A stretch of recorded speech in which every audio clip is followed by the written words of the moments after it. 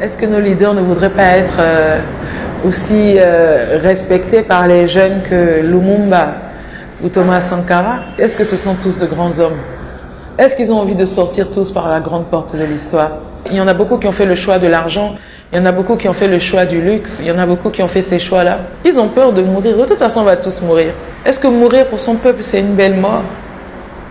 Est-ce que mourir dans le déshonneur, c'est une belle mort?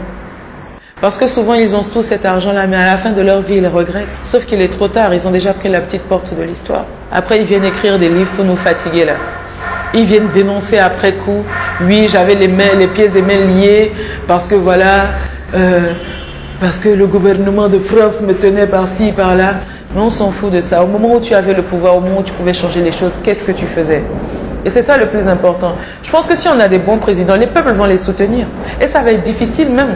Si on a des présidents qui expliquent que, écoutez, aujourd'hui on a découvert du pétrole dans le pays, et puis maintenant ils veulent réveiller telle rébellion, ils veulent réveiller tel mouvement, ou bien il y a une armée qui est à nos portes. Les peuples vont s'unir. Donnez-nous l'information. On n'est pas bêtes. Aujourd'hui on a compris quels sont les enjeux.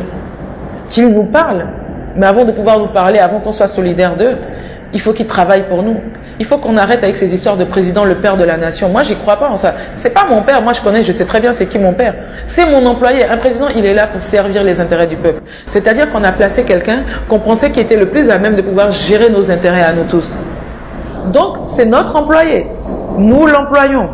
Si nous ne payons pas nos impôts, si nous ne payons pas nos redevances, lui, il ne sera pas payé. La plupart des opposants qui sont là, ils sont juste opposants au fait qu'ils ne sont pas au pouvoir. Ils ne sont pas opposants à des politiques. Parce que quand ils se retrouvent au pouvoir, ils ont les mêmes comportements que les comportements qu'ils dénonçaient avant. C'est des bouffons, quoi. Franchement, c'est des bouffons. Moi, je vous dis la vérité, hein, je ne crois plus dans ces gens-là, en fait. Parce qu'à chaque fois qu'il y a une petite opportunité, on voit comment ils transhument, il y a la transhumance, on voit comment ils sont affairistes, eux aussi, ils dénoncent des choses, mais après ils sont aussi dans des histoires pas claires, tu sais pas, ils sont bizarres. Et en plus, c'est des gens qui se disent que je sais pas au nom de quoi, eux ils méritent plus que quelqu'un d'autre d'être président. C'est comme si c'est un droit. Franchement, tous ces gens-là, ces politocars-là, ils nous ont pris en otage. C'est ça la vérité, ils nous ont pris en otage. Donc, il y a plein de peuples dans plein de pays qui n'ont plus confiance en leurs oppositions. Parce qu'il y a plein de révélations qui sont faites sur déjà même les rapports entre l'opposition et le gouvernement. Et on se rend compte que souvent l'opposition a écrit parce qu'elle a dû demander quelque chose au gouvernement que le gouvernement ne lui a pas accordé. Donc elle ne crie même pas parce que les intérêts du peuple sont menacés, parce que les promesses électorales n'ont pas été respectées. Nous avons besoin d'un vrai leader d'opinion. On avait besoin de quelqu'un qui vienne pour travailler. Il faut qu'on ait des présidents patriotes en Afrique. Voilà. On nous tient par la peur.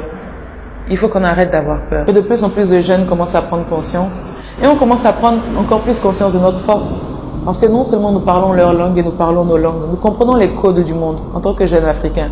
Tellement tout le monde nous envahit là. Nous comprenons tous les codes et nous devons nous en servir comme richesse. N'ayez pas peur. Aujourd'hui, personne ne veut de l'Africain, mais tout le monde veut de l'argent de l'Afrique. On ne veut pas de nous, mais on veut de notre argent, on veut de nos richesses. Ce qui me fait rire, c'est que la dernière fois, je regardais une émission française là sur l'immigration clandestine, où les gens disaient « Ouais, l'immigration d'accord, mais choisie. » Mais ton gouvernement fout la merde dans mon pays. Et tu veux pas que je vienne? Mais je vais venir. Je vais venir avec tout mon village, même si possible. Parce que tu as, comment on appelle ça, tu as balkanisé mon pays, tu as transformé mon pays en enfer sur terre, et tu veux pas que je vienne?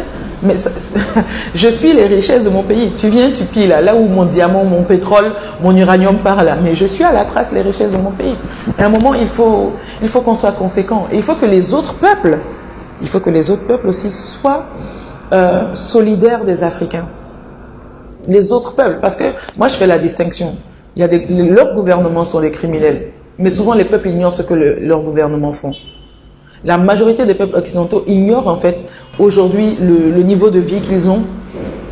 Ils ignorent en fait comment c'est fait. Ils ignorent le nombre de millions de morts qu'il y a en Afrique.